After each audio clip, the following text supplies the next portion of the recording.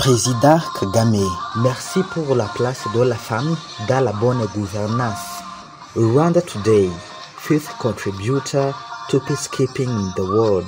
We love you, Kagame. President Kagame, we love you. Twahisemo being accountable, thinking big, and staying together. Kagame, a true visionary. Aya namwe mu magambo y'imbaga nini y'Abanyarwanda baba mu Bubiligi n'inshuti zabo abakoraniye hanze y'inyubako ikoramo umuryango w'ubumwe bw'Uburayi bategereje kuramutsa Perezida Paul Kagame witabiriye inama ihuza ibihugu by'umuryango w'ubumwe bw'Uburayi iri kubera i Bruxelles mu Bubiligi.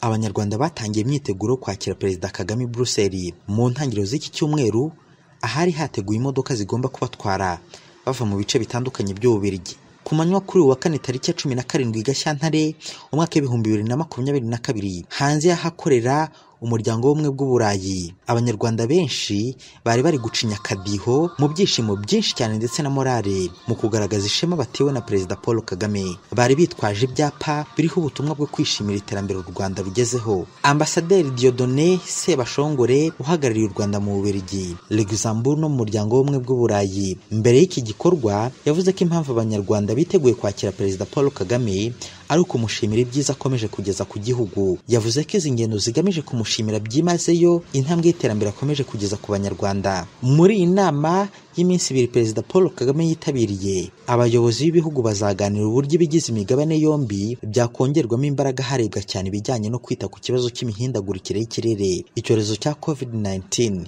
n'ishyirwaho ry'uburyo burambye bwafasha kubona ibisubizo ku bijyanye n'amahoro n'umutekano. Inama ku bufatanye hagati ya Afurika n'Uburayi yemerejwe bwa mbere mu mwaka w'2000 yemerezwa mu gihugu cya Misiri, ariko impande zombi zemeranyije imirongo migari y'ubufatanye mu mwaka w'2007. Afurika n'Uburayi bisanzwe bifatanya mu nzego zitandukanye z'iterambere. Imibare igaragazwa n'umuryango w'ubumwe bw'Uburayi igaragaza ko mu mwaka w'2020 Uburayi bwohereje muri Afurika ibicuruzwa bya miliyari 124 z'amayero, mu gihe Afurika yo yohereje ibicuruzwa bya miliyari 101 z'amayero. Iyi nama kandi yitabiriwe na Perezida wa Senegal Macky Sall, uwa Ghana Nana Akufo-Addo n'umuyobozi mukuru wa biotech witwa Ugurusani. Mu kwakira umwaka w'2021 Minisitiri w'ubuzima mu Rwanda Dr Daniel Ngamije ari kumwe na Perezida Paul Kagame hamwe n'abayobozi ba banki y'Uburayi ishinzwe ishoramari ndetse n'uruganda rukora inkingo rwa biotech bashyize umukono ku masezerano agamije gutangira kubaka uruganda